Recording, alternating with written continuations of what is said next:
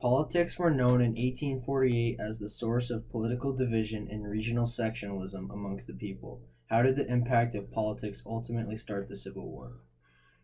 When President Lincoln was elected to his first term as a representative of the Republican Party, there was significant opposition that he was going to face that had been building over the years.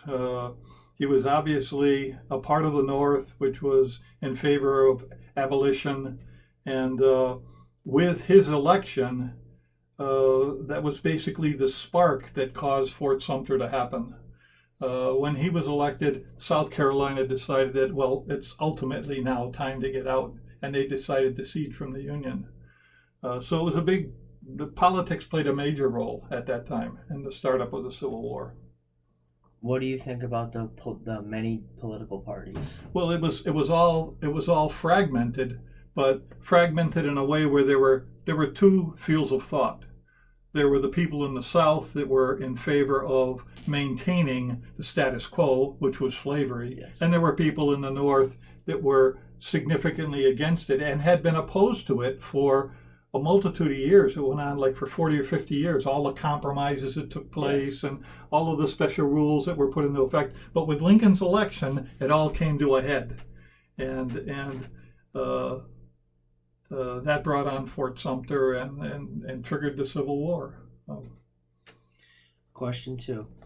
The South during the Reconstruction was known for opposing African Americans and equal citizenship. Do you believe that the goals of the Reconstruction were achievable despite the lingering attitudes in the South towards African Americans? Generally speaking, in the broad sense, the goals of the Reconstruction were achievable. And you look at amendments number 13, 14, and 15, the basic foundation of the Reconstruction: abolition of slavery, the granting of citizenship to anybody born in the United States, and the granting of the rights to vote.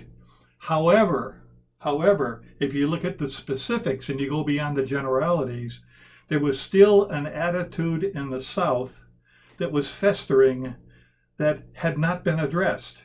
And it dealt with the segregation that existed between the whites and the blacks as seen from the perspective of the whites. The whites had dominated the Southern society. The blacks had been nothing but tools used in their enterprise, and they would never consider them equal. And that was going to go on, and Reconstruction was going to have difficulty eliminating that. Question 3. The South implemented black codes in order to regulate Southern society. What significant impact did the black codes have on the future of the civil rights for African Americans? It was immense. It was immense. Only put it into one word: segregation. Whites did not consider blacks to be of equal status in anything. And as a result, the black codes came out, which outlawed interracial marriage, which outlawed blacks being able to carry guns. It didn't allow blacks to purchase liquor. It didn't allow blacks to travel in certain transportation and go to certain restaurants and certain hotels. Everything was segregated. They literally put blacks in a secondary position within society in the South, and had significant impact. The black codes had significant impact on the future civil rights of African Americans. So, if the 14th, 15th, and the 13th, the 14th, the 15th Amendment were passed, right, and the hopes of the African Americans were high, right, how do you think that the black codes impacted their hope? It didn't take it all the way back to the time of slavery. It wasn't that bad, but it was pretty bad. It eliminated hope. In fact, I may even be wrong in saying that it didn't take it all the way back to slavery, because with the black codes came all of a sudden the birth of the KKK. Yes. Came the birth of the White Leagues. Came the birth of and those elements in the Southern society brought on intimidation, fear, Violence. murder, danger, violence, massacres. Exactly. Those weren't happening when the people were serving as slaves on the plantation. No. But the big fear when they were slaves on plantation was the breaking up of the family, being sold down the river to New Orleans, never seeing your kids again. I mean, freedom did not exist. But it was still intolerable. What happened with the Black Codes became an intolerable situation. Question 4.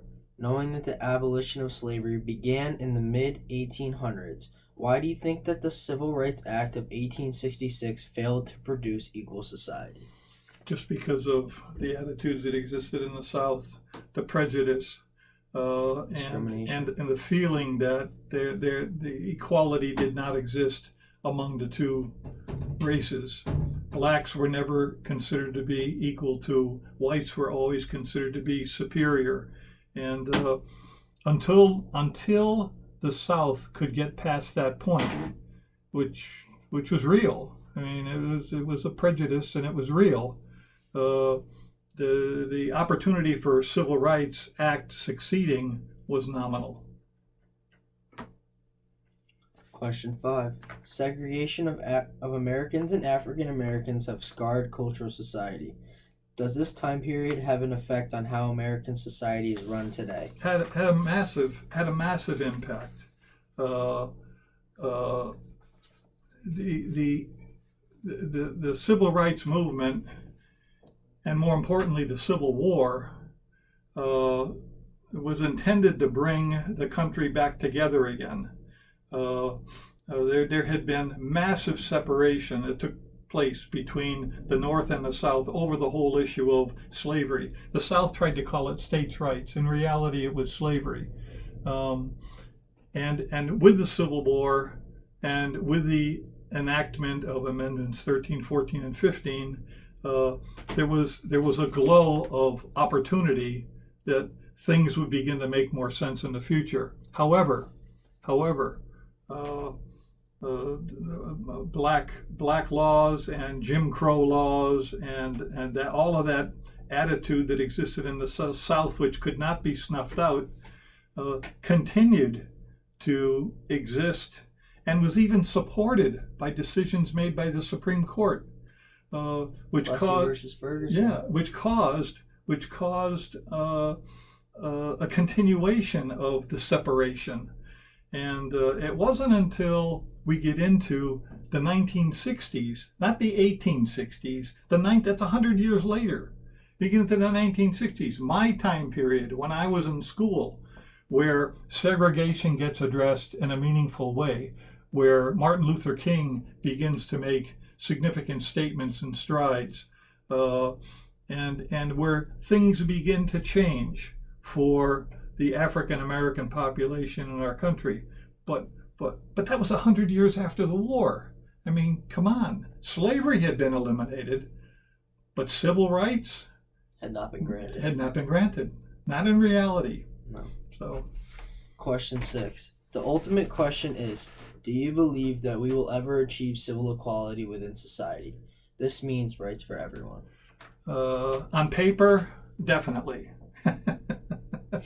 All of the political parties, even though they're in opposition to one another, will always put down in black and white rules and laws that say we want nothing but equality for all of the people that exist in our society. However, prejudice, pride, envy, you call it what you want, will continue to linger, unfortunately, in the minds and the behavior of individuals, which will cause this separation to continue to exist. I mean, if we look at religion, which is the best example that we can draw on, rules are established because people are sinners. Moses had the 10 Commandments, not because people didn't need them. People needed them. They needed the guidance. Jesus would be the only one that would be able to step forward into a society Incorrect. and require no rules, Exactly. because he was the rule. But in society, on paper, we can make it work. Yes, we can make it work. Here are the rules. Here are the laws. This is what we're going to do. But In the minds of the people. why do we have jails? Why do we have court? Why do we have policemen? Why do we have armies?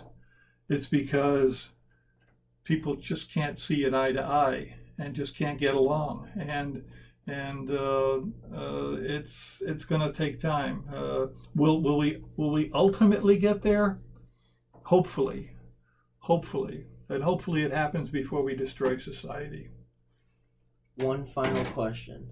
In regards to the coronavirus, do you believe that the national government should be making decisions, or do you believe that the state governments have power over national government decisions? It obviously varies by state, because the impact that the coronavirus has had varies from state to state. If you go out, a great example is if you go out to the Midwest, the coronavirus impact has been no more significant than the traditional flu of years gone by. And a lot of states have never even thought about going into lockdown. There are like 6 or 7 states that never went to lockdown. And thank God they did that. I mean, it was a good thing for their people. The economies continued to operate and life was normal.